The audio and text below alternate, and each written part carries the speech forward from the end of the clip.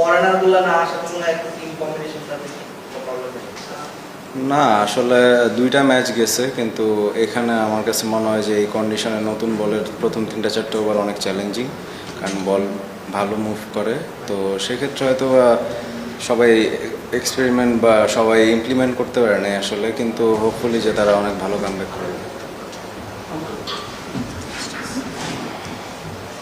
ওকে, coffee last সিনিয়রগুলো যদি কি বলতেন, মানে আপনার নেতাদের 5টা উইকেট চলে গিয়েছিল, তারপরে মনে হচ্ছিল যে আপনার ম্যাচটা জিততে পারে, সেখান থেকে আসলে কি হলো বা ওই সময়? না, আমার কাছে মনে হয় যে যে উইকেট বা যে কন্ডিশন ছিল নতুন ব্যাটসম্যানের জন্য অবশ্যই ইজি ছিল না। তো আমাদের সবসময় বিলিভ ছিল যে যদি আমরা ওরা একটা ভালো পার্টনারশিপ করার পরেও যদি আমরা ভালো ব্রেক থ্রু আনতে পারি, অবশ্যই খেলা কামব্যাক করতে পারবো। বাট কিছুটা আনলাকি যে হয়তো আমরা ম্যাচটা জিততে পারতাম, অনেক ক্লোজ ছিলাম, বাট ইনশাল্লাহ নেক্সট ম্যাচ জিতব। লাস্ট ওভারটা যখন স্টার্ট হলো তখন তো নিশ্চয়ই বিলিভ ছিল যে আপনারাই জিতবেন, মানে?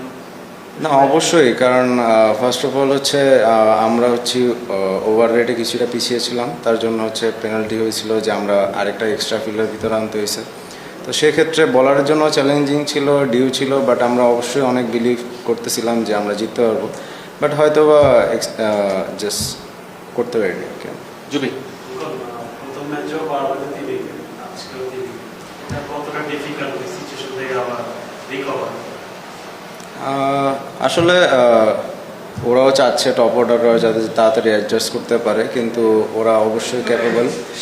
আমরা চাই যে ওরাও চায় যে নেক্সট ম্যাচ থেকে যাতে আমরা ভালোভাবে স্টার্ট করতে পারি, তাহলে অবশ্যই আমাদের টিমের টোটাল আরও ভালো হবে।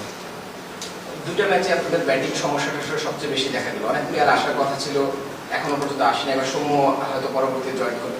টিমের সম্পূর্ণ প্রসেস, টিমের কম্বিনেশনটা কি কোথাও সমস্যা মনে হচ্ছে কিনা, বা অন্য কোনো?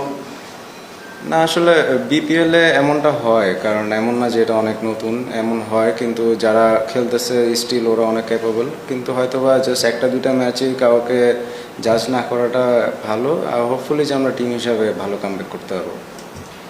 অপোনেন্ট টিমের খালেদ আসছে, উনি বলছিলেন ওরা জানতেন যে আপনারা একটা বোলার শট, এই আলোচনাটা কি আপনাদের মধ্যে ছিল?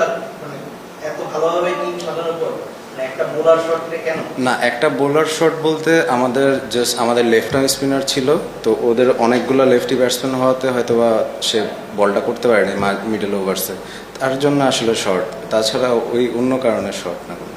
বাজার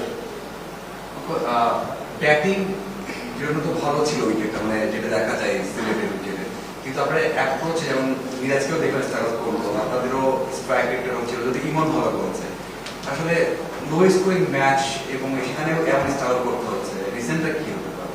কারণ লো স্কোরিং ম্যাচ, মানে উইকেট কি ডিফিকাল্ট ছিল এমন, নাকি অ্যাপ্রোচে আমাদের? উইকেট ডিফিকাল্ট থাকলেই তো লো স্কোরিং ম্যাচে, কারণ গতকালকেও সেম উইকেটেই খেলা হয়েছে, আজকেও সেম উইকেটেই খেলা হয়েছে। তো আজকে দুপুরের ম্যাচে যে 130 হয়েছে, ওইটাও চেস করতে অনেক টাফ হয়েছে। তো আমরা সবাই জানতাম যে ইউজড উইকেট অবশ্যই এখানে একটু চ্যালেঞ্জিং হবে, ইভেন ওদের বলার্সও অনেক ভালো বোলিং করছে, স্টার্টিংয়ে ভালো উইকেট পাইছে। তো সেক্ষেত্রে আমাদের প্ল্যান ছিল আর কি যে এমন একটা স্কোরের খেলা হবে, এমন রান ডিফেন্ড করতে হবে।